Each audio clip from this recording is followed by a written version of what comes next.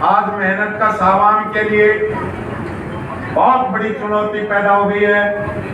ये मोदी सरकार लगातार 10 साल से जिस तरीके से मेहनत का स्वर्ग का शोषण करने पर ही नहीं, बल्कि मैं तो ये कहूंगा कि इस मेहनत का सामान को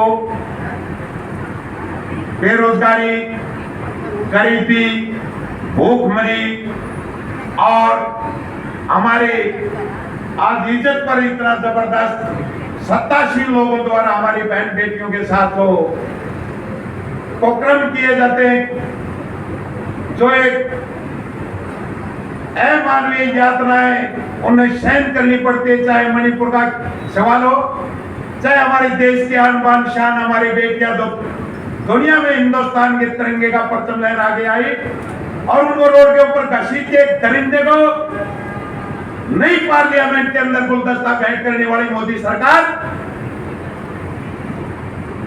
किसानों को विपरीत परिस्थितियों में 13 महीने तक दिल्ली के बॉर्डरों पर हंकार करने के लिए और वहां बैठा के मजबूर किया है 3 काले कानून जो किसी को नहीं चाहिए थे उनको लागू करने के लिए।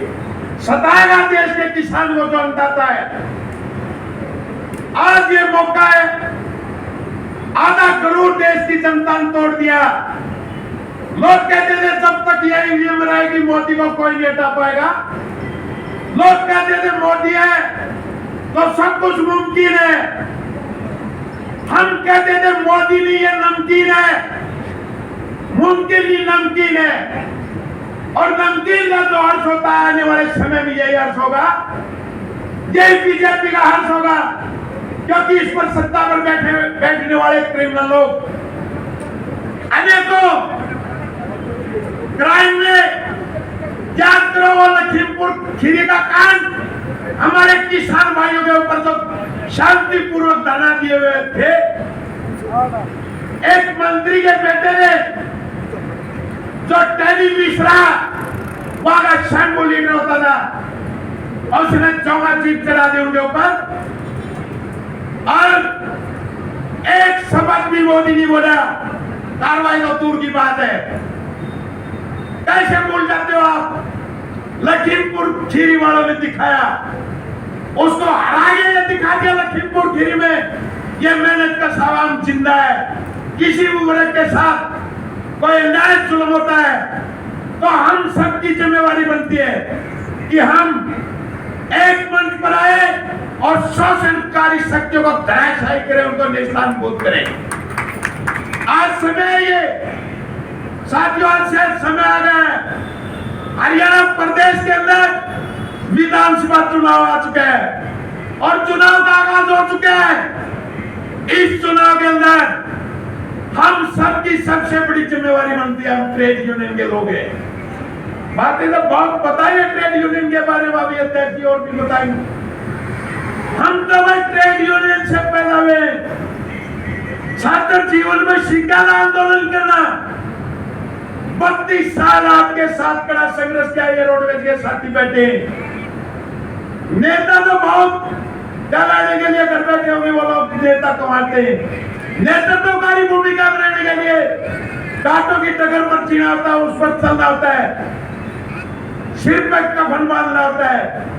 हम चले कांटों की टक्कर पर, हमने बांधा सिर के कफन। ये रोडवेज के साथी भी जानते, सर्व कर्मचारी संघ और इंटेक के साथी जानते। हमने कभी मुड़ के नहीं देखा। नौ निधि का खजाना होता है नेता के पास, नेता का चाल चरित्र चेहरा सही होना चाहिए, नकाबपोश नेतृत्व नहीं चलता। नेता भय भ्रम और भ्रष्टाचार से दूर रहने वाला होना चाहिए।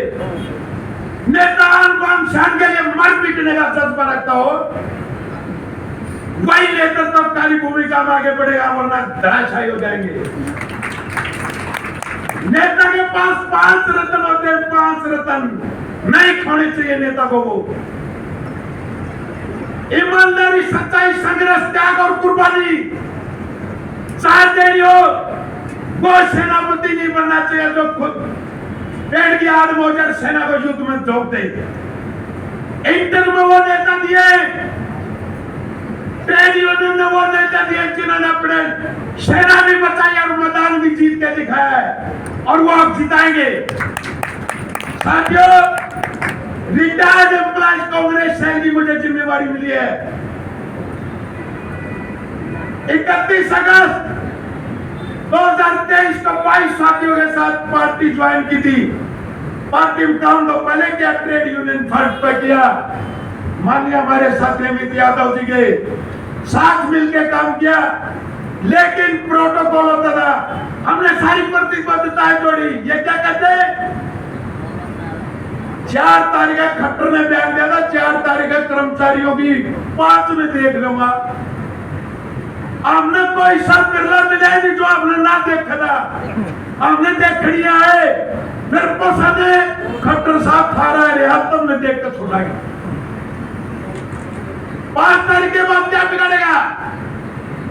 कर्मचारियों के लिए ढालेम, मेरे कर्मचारियों का खून है मेरी रगों में, उस किसान का खून है मेरी रगों में, मजदूर की टीस है मेरी रगों में, और हमारे ये साथी जितने भी मंच पर बैठे हैं सारे संघर्ष की मिसाल है। संघर्ष को आगे लेके बढ़ेंगे, संघर्षों के बलबूते पर यह देश आजाद हुआ, और संघर्षों के बलबूते पर आज भी आजादी चाहिए। आजादी चाहिए शोषण से, आजादी चाहिए गुंडागर्दी से, आजादी चाहिए युवा को बेरोजगारी की तरफ धकेले रोजगार के लिए, और वो देगी हमें कांग्रेस पार्टी।